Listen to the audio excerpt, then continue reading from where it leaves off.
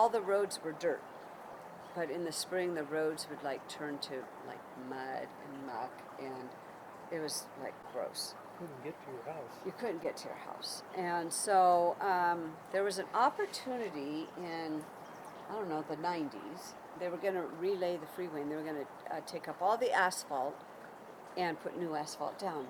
Well, they made a deal rather than have the road people take those chips that were peeled off the road down to some dump. We said, we'll take them. One of the things in our big board meetings that was interesting enough is that every single homeowner had to agree.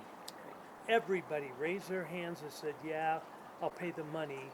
And so the first vote, one person said, yeah, but that's going to make the property more valuable and people want. So we had to talk him down from that because it was free.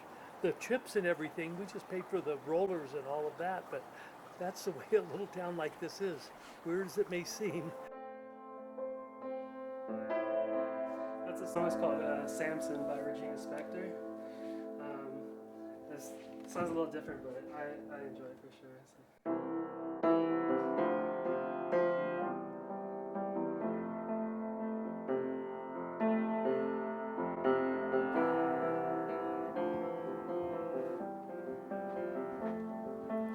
This is a poster of Dick Mantis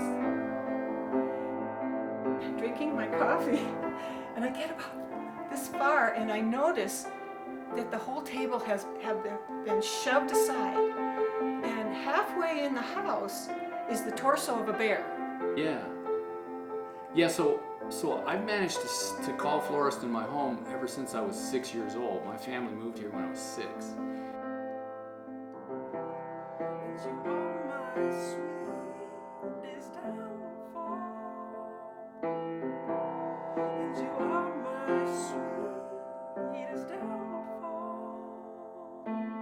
One of the stories I heard or have read about the mill, actually, it's in the history of paper or something like that. There's a publication that it's mentioned in that somebody did fall into one of the boiling pots and die in there.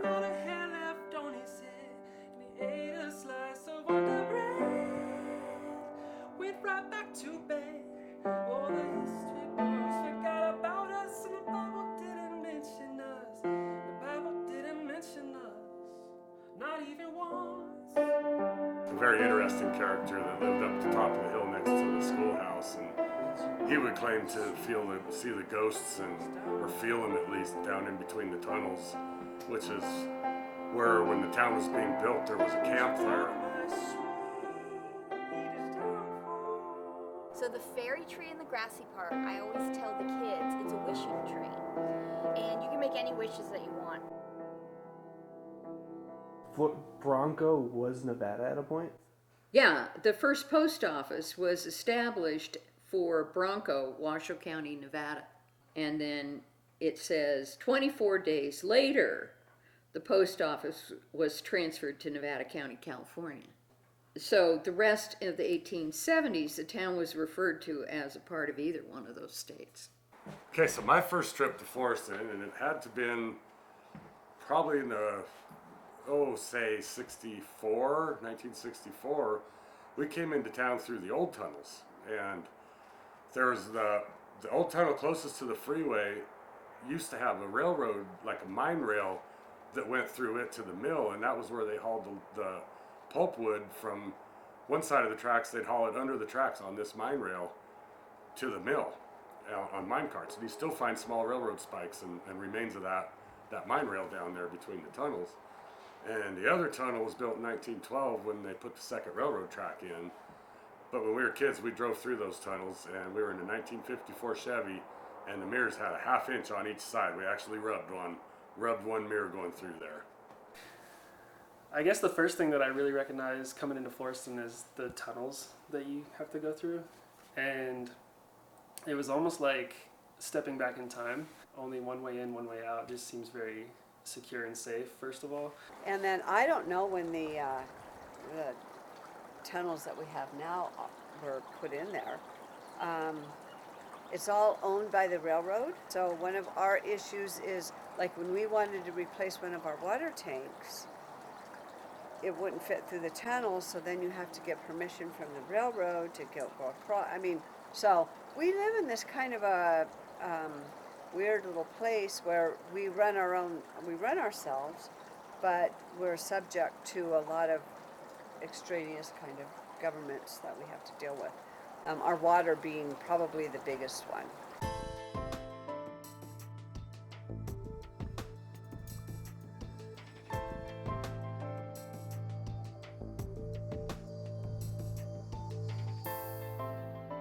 April 17th, a bacteria count of less than 2.2, which is excellent for drinking water. So for many years, people were just so happy with the water, and then it came that California changed the legal limit of how much bacteria you could have in the water. They reduced it to 0, which means for us we had to chlorinate to eliminate even any trace of bacteria. And that was very contentious in this town for many, many years. And so we've been out of compliance since the 80s. We've been on what's called a boil water order because our system really doesn't quite comply with all of the state and county regulations. Coming up and living in the mountains here, first of all, it was pretty quaint, but it was also pretty primitive. And so one of the things I thought I'd do is get involved in the government and the HOA, and so I did. And I started, one day somebody said, well, you're going to come up and help clean out the water tank, you know, and I'm going, I didn't even know about that. And I said, well, yeah, I'm the president of the thing, I'll come up, and what do we do? Well, we climb down in it and we scrape out all the stuff that settles in the bottom of the tank. And so I go up to where our water system starts, comes out of the mountains, goes in this tank. I'm looking at it, it's like made out of wood, and it's open at there's bats living in the water tank, and I'm just stunned, because I come from a place where you just turn on the faucet, you get water, you don't have to go up and nobody told me I had to clean out the water tank because there was dirt and bat crap in it. I was like, are you kidding me? But you know what? You know how many kids have grown up here? I know Healthy that. as can be. But I was stunned. I know. I mean, now we have one made of metal and stuff, but actually, when I got here, 1992, we had a wooden water tank with bats living in it, you know. But anyway, it's just one of the interesting things about this little community that you, of course, I immediately said, I think we got to take this as a priority. Well, I've been working on it for 6 years, and before me, I know the other board was working on it for quite a few years too. It's just been an ongoing struggle to get it squared away and get us into compliance. We're hopeful that they're going to actually give us the money this time. Yeah, you know, when I was a kid, we had landlines in town, and they were party lines. So there were like 4 people on our circuit. And so the phone would ring. There were different ringtones. So there'd be 2 quick rings in bursts, ding ding ding ding ding ding, or there'd be 3 rings. Bling bling bling bling bling bling bling bling. I mean, it was just so you listen to the ring. If it was yours, you'd pick it up. If not, you wouldn't. But if you wanted to make a phone call, you'd pick up the phone, and Mary next door would be yakking away, and you'd be going, you know, hang up and then wait 10 minutes. And then finally you could cut in and you say, hey, Mary, I need to make a phone call. Could you, like, get off the phone? And sometimes people wouldn't want to get off the line, and sometimes they'd be quite belligerent, and sometimes, you know, but sometimes if you just wanted to be sneaky, if you put your finger on the button and lift it up real slowly, it wouldn't click, and then you could listen in on the conversations. And sometimes it was a game to like see if you could pick it up at just the right time, and then you could listen to other people's conversations. It was just insidious. and there was a little bit of that going on. That happened until 1987 when I moved over to this house. Yeah, and there were a few places like this and other places that were near the end of having that replaced. Yeah. And so a small community, because it was small, would end up last on the list. Another secret, people try a lot of different mixes. This is the mix you want to use. it tells you about 3-to-1 or 2-to-1 this versus the tequila. You can see I have a lot of good liquor in there. I'm going to put only about 1-to-1. And you now have, minus the ice, a Rogerita.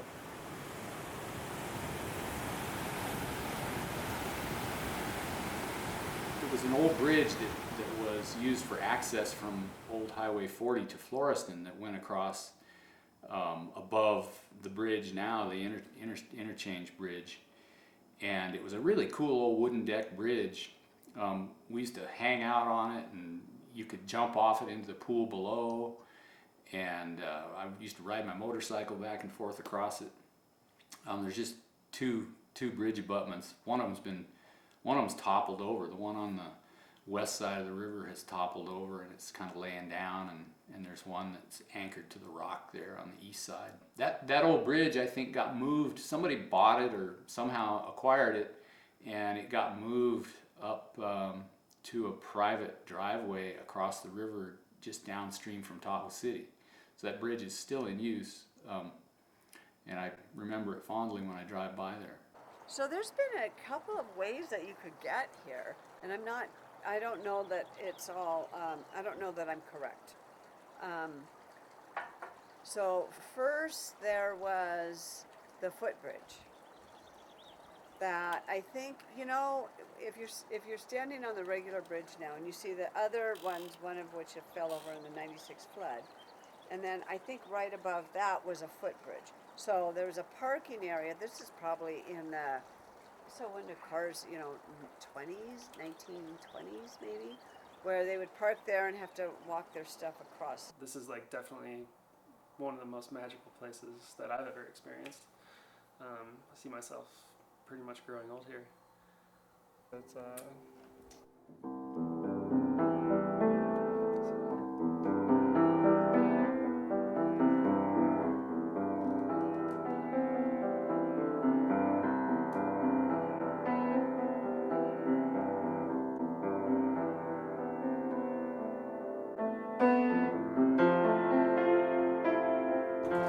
His first granddaughter was born on the day we fell in love in 2006, Haley.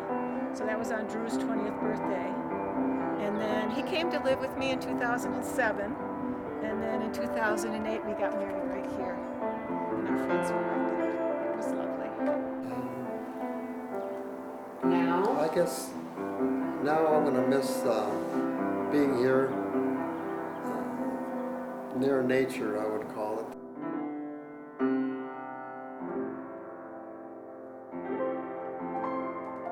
I've never really been to a town like this in my life where people are so kind to each other, and it's just really special.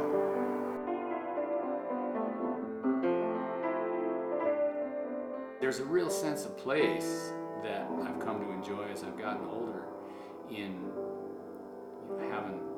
having a place like this in my nervous system. You know, it's like I know where I belong.